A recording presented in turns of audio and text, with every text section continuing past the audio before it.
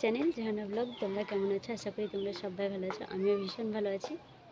তো এখন ঘড়িতে বেজে গেছে 11টা, আর আজকে অনেক দেরি থেকে আমার ভিডিওটা স্টার্ট করলাম। সকাল থেকে প্রাইভেট পড়াচ্ছিলাম, পুজো টুজো দিয়েছি, তারপর আজকে মানে প্রচুর সার পেয়ে দিয়েছিলাম, জামা কাপড় পরিষ্কার করলাম, শুকোতে দিলাম। তারপর ভাবলাম যে না, একটু ভিডিওটা স্টার্ট করি প্রথম থেকে।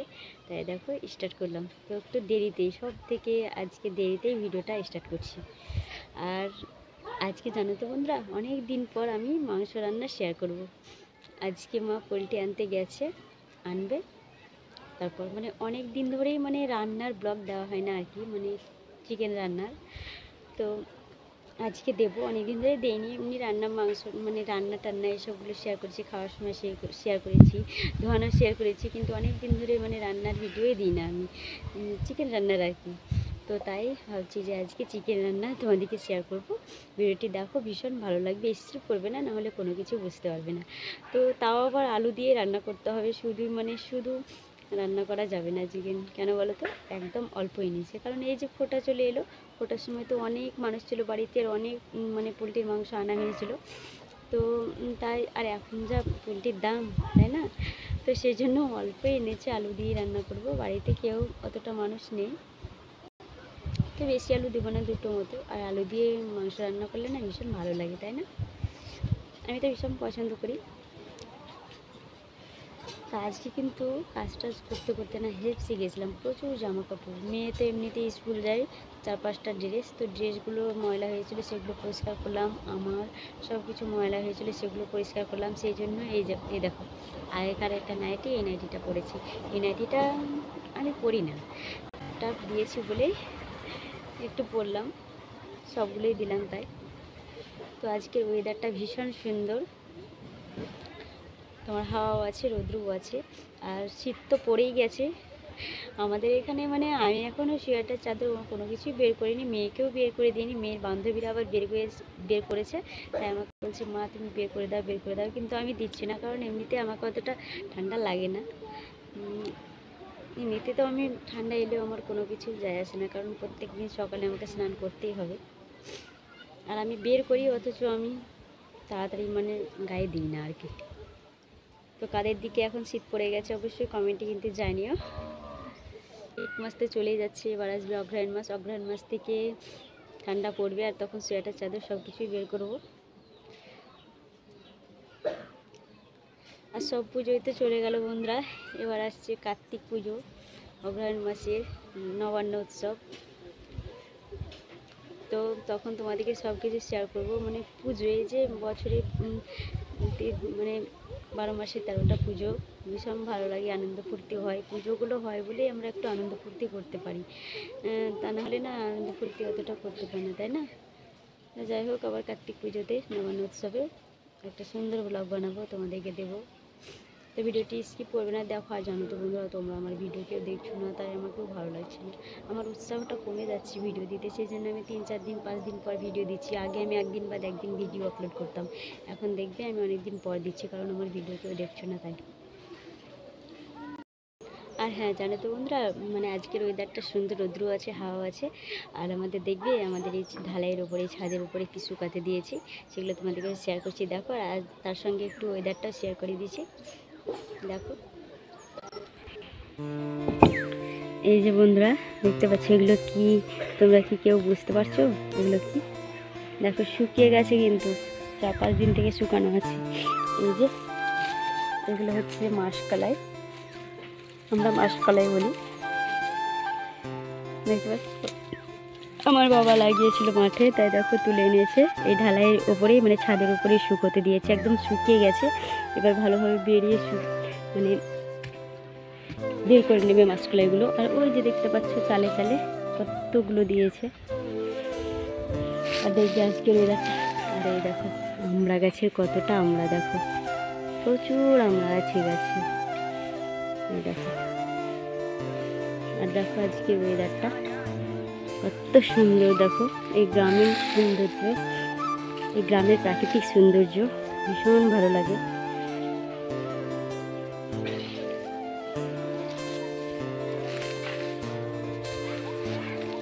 দেখো তো চলো যাই।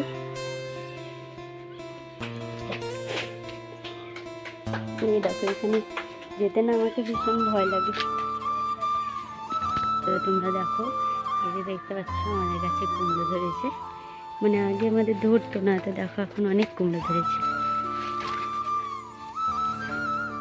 এই দেখো, এই দেখো এখানে একটা ধরেছে, আরও আছে।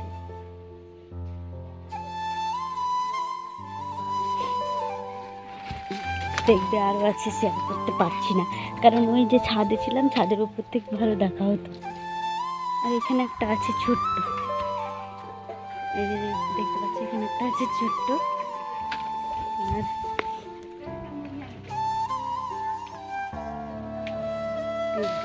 আর এখানে একটা আছে ছোট্ট, দেখাতে পারছি না। আর এই যে আজকে সার্পে দিয়েছি অনেকেই, দেখো এই দেখো দিয়েছি। তো দেখো বন্ধুরা, এখন আমার মেয়েকে মা হরলিক্স গুলে দেবে, তাই দেখো হরলিক্স বের করছে। আর ছোট থেকে বড় হয়েছি, এইরকম হরলিক্সের কৌটো আমি কোনোদিন দেখিনি। দেখো কত বড়, 2 থেকে 3 কেজি হবে, বিশাল বড়। 3 কেজি না, 3.5 কেজি হবে। তো আমার দাদা কিনে এনেছে, তো আমার মেয়েও খায় প্রত্যেক দিন, সবাই খায়, কিন্তু আমার সহ্য হয় না। ওই যে বলে না, কুকুরের পেটে ঘি সহ্য হবে না, তো তাই হয়েছে আমার। তো দেখো তারপর কিন্তু রান্না বান্না করতে লেগেছি।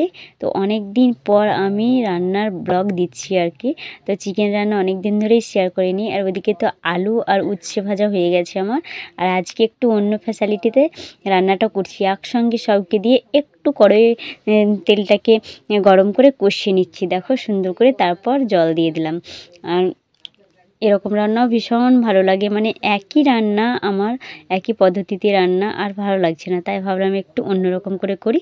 তাই দেখো কালারটা খুব সুন্দর হয়েছে। আর কি জানো তো, কালারটা বেশি সুন্দর হয়েছে কারণ একটু হলুদ দেওয়া হয়েছে, আর যে কাঠমিষ্টিটা বলে ওটা একটু বেটে, কাঁচায় বেটে বেশি দিয়েছি, তো সেই জন্য হলুদ হলুদ মনে হচ্ছে। আর ভাতটাও আমার হয়ে গিয়েছিলো, দেখো ঝরাতে দিয়েছি। আর সত্যি কথা বলতে এখন আমরা একদমই কেউ ভাত খেতে পাচ্ছি না, একদম অল্প, তাই দেখো ছোট্ট হাঁড়িতে রান্না হয়েছে। আর এদিকে দেখো মাংসটা কিন্তু ফুটে উঠেছে।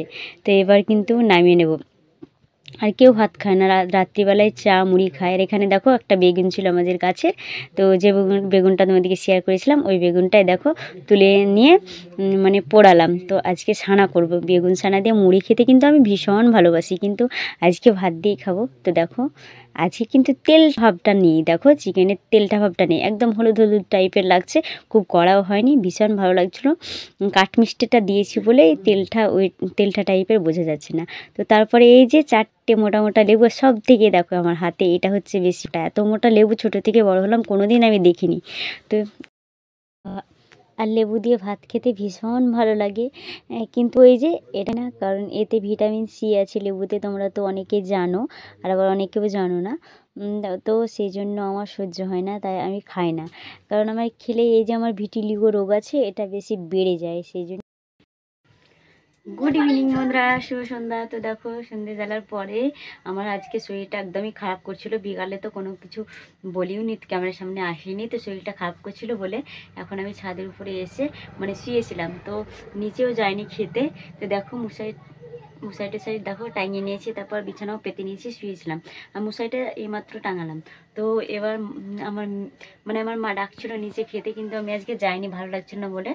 তো আমার মেয়ে খাবার এনে দিল, এখন আমি খাবো। আর দেখো শুয়েছিলাম, দেখো ঢাকুমুকু করে আমার অবস্থাটা দেখো চুলের, আর আমাকে কী লাগছে দেখো।